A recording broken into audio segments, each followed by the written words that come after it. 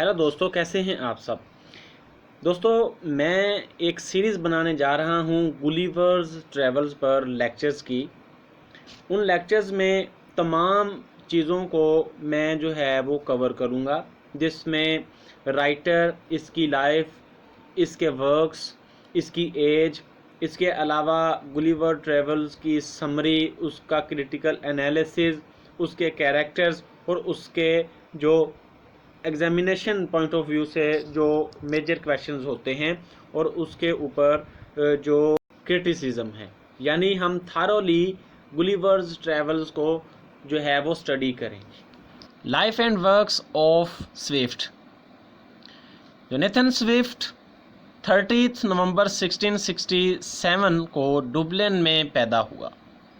जब ये पैदा हुआ तो इसके बाप को फौत हुए 8 माह हो चुके थे। 3 साल तक स्विफ्ट की माँ उसके साथ डुबलिन रही, लेकिन वहाँ पर उसे बहुत सारे इल्ज़ामात का सामना करना पड़ा, जिनकी वजह से वो इसे यानी स्विफ्ट को इसके चचा गॉडविन स्विफ्ट के पास छोड़कर अपने माँ बाप के पास चली गई। लॉस्टरशर चली गई, जो कि एग्रीकल्चर काउंटी है सेंट्रल इंग्लैंड में, यानी वो इंग्लैंड अपने माँ बाप के घर वापस चली गई। तो डुबलिन में स्विफ्ट की परवरिश इसके चचा गॉडविन स्विफ्ट ने की। 1686 में इसने ट्रिनिटी कॉलेज डुबलिन से ग्रेजुएशन की। 1688 यानी ग्रेजुएशन के 2 साल के बाद इसके चचा जिसने इसकी परवरिश की थी, उसकी जो है वो मौत हो जाती है। इसके चचा की वफ़ात के बाद अब ये वापस अपनी माँ के पास चला जाता है। लेस्टरशायर या लेस्टरशायर भी पढ़ते हैं, लेस्टरशायर भी पढ़ते हैं। वहाँ कुछ देर के लिए अपनी माँ के साथ ये रहता है। वहाँ इसकी माँ के सर विलियम्स टेम्पल नामी शख्स की बीवी के साथ कुछ ताल्लुकात होते हैं, जिनकी बदौलत वो बड़े अमीर लोग होते हैं। और ये जो है स्विफ्ट ये सर विलियम्स टेम्पल के घर जो है वो मुलाजमत इख्तियार कर लेता है। 10 साल तक उनके घर में कामकाज करता है। 1699 में जब सर विलियम्स टेम्पल की डेथ हो जाती है तो फिर ये जो है अब इंग्लैंड को छोड़कर आयरलैंड वापस जाता है। अब वहाँ पर इसकी किस्मत जो है वो चमक जाती है। Irish chief justice lord Barclay जो है वो इसे अपना चैपलेन जो है अपना और अपनी बीवी का पर्सनल सेक्रेटरी भी रखता है। स्विफ्ट और बार्कले फैमिली के दरमियान बहुत ज़्यादा प्यार हो जाता है। ये लॉर्ड बार्कले की मिसिस को कहानियाँ भी सुनाता है, रीडिंग्स भी करके सुनाता है और उन्हें हर तरीके से खुश रखने की कोशिश करता है। और बार्कले फैमिली भी इससे बहुत ज़्यादा खुश है। इसी दौरान ये अपना पहला वर्क लिखता है, मेडिटेशंस अपॉन ब्रूमस्टिक। इसका ये वर्क काफ़ी ज़्यादा मकबूल होता है। इसके बाद लॉर्ड बार्कले जो है वो स्विफ्ट को 200 euro per year as a stipend और सैलरी के तौर पर ऑफ़र करता है और इसका वजीफ़ा लगा देता है। इसके अलावा वो इसे degree of doctor of divinity भी लेकर देता है। 1701 तक वो उनके पास रहता है। उसके बाद वो इंग्लैंड वापस आ जाता है और इंग्लैंड की जो पॉलिटिक्स है उसमें हिस्सा लेना शुरू कर देता है। उस वक्त इंग्लैंड में 2 बड़ी पॉलिटिकल पार्टीज़ थीं, एक थे विग्स और दूसरे थे Tories. Tories winner of common election started blaming big guns of wigs. तब के आम इंतखाबात में, कॉमन इलेक्शंस में जो टोरीज़ हैं वो जीत जाते हैं और ये जो विग्स हैं इनके बड़े बड़े लोग जो हैं इनके ख़िलाफ़ इल्ज़ामात जो हैं वो लगाना शुरू कर देते हैं। अब स्विफ्ट जो है ये सपोर्टर है विग्स का। ये पैम्फलेट शाया करता है, ये लिखता है विग्स के लिए और लोगों के नज़रिया जो है, लोगों की सोचे, लोगों का नुक्ता नज़र जो है वो विग्स की तरफ करने की कोशिश करता है।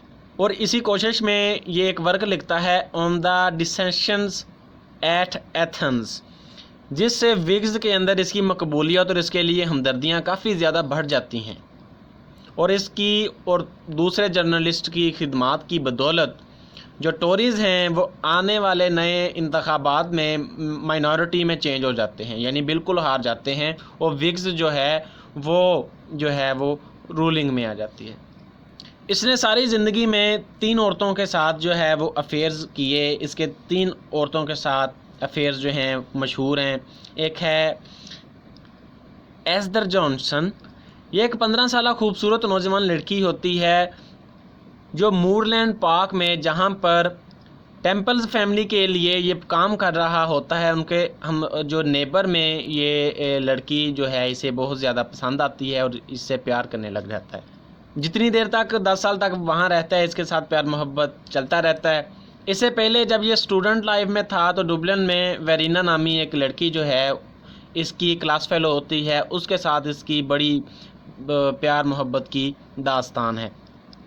اسے یہ پرپوز بھی کرتا ہے جو کہ وہ رد کر دیتی ہے، بعد میں وہ اس کی طرف متوجہ ہوتی ہے لیکن یہ اس میں انٹرسٹ کھو دیتا ہے۔ جو لاسٹ اور سب سے جاندار اس کا افیئر تھا وینیسا کے ساتھ تھا۔ یہ لڑکی جو تھی لندن میں اسے ملی اور اس کے ساتھ بہت زیادہ پیار کرتی تھی، لیکن بیچارے ایک نہیں ہو پاتے، اور 1723 میں اس لڑکی بیچاری کی وفات ہو جاتی ہے۔ اچھا، تو اب ہم بات کر لیتے ہیں اس کے ورکس کی۔ The Battle of the Books, A Tale of a Tub, Letter on Sacramental Test. اس کے بعد 1710 کا دور آ جاتا ہے، 10 سال گزر چکے ہیں۔ 1710 کا جب دور آتا ہے تو اس دور میں جو وگ منسٹری ہے وہ ڈسمس ہو جاتی، اور سوفٹ کو جن کے لیے لکھتا تھا، کام کرتا تھا اور کماتا تھا، وہ اب پارٹی ختم ہو گئی ہے۔ تو اب اس نے اپنے مراسم جو ہیں وہ ٹوری جو پارٹی پولیٹیکل پارٹی ہے انگلینڈ کی، اس کے ساتھ اپنے مراسم بڑھا لیے، اور ایک جرنل ہے دا ایگزامینر، وہاں پر اس نے ان کے حق میں، ٹوریز کے حق میں جو ہے وہ پیمفلٹ شائع کرنا، لکھنا، جرنل لکھنا جو ہے وہ سٹارٹ کر دیا۔ ٹوریز کی جو منسٹری ہے وہ کچھ زیادہ دیر نہیں چلی، بلکہ 1714 میں 1714 میں جب کوئین اینی کی جو ہے وہ وفات ہو جاتی ہے، ڈیتھ ہو جاتی ہے، کوئین اینز ڈیتھ جو ہو جاتی ہے، اس کے بعد ان کی منسٹری جو ہے وہ ختم ہو جاتی ہے۔ اب سوفٹ صاحب نہ ٹوریز کے ہیں اور نہ ہی یہ وگز کے، لیکن اس عرصہ میں انہوں نے کچھ یہ ورکس لکھے ہیں۔ The Conduct of the Allies peace of treaty. اب جب انہیں پتہ ہے کہ یہ اب نہ تو وگز کے لیے کچھ کر سکتے ہیں نہ ٹوریز کے لیے، تو دونوں سائڈوں پہ جا کے انہوں نے دیکھ لیا، منافقت، پولیٹکس، سارا کچھ۔ تو اب جو ہیں یہ اپنی زندگی کے آخری ایام گزارنے کے لیے، اب آخری جو 20-30 سال ہیں یا 10-20 سال ہیں وہ گزارنے کے لیے اب یہ جناب آ جاتے ہیں، تقریباً 20 سال ہی بنتے ہیں، یہ آئرلینڈ ریٹرن کرتے ہیں، اور وہاں پر پھر یہ اپنے آپ کو جو ہے وہ لکھنے کے لیے وقف کر دیتے ہیں۔ وہیں پر 1726 میں 1726 میں یہ گلیورز ٹریول لکھتے ہیں، ڈریپیئرز لیٹر لکھتے ہیں، اور اسی دوران یہ مینٹل جو النس ہے اس سے گزرتے ہیں، اور آخر کار 19 اکتوبر 1745 کو ان کی جو ہے وہ وفات ہو جاتی ہے، اور انہیں سینٹ پیٹرکس کیتھیڈرل میں جو ہے وہ دفن کیا جاتا ہے۔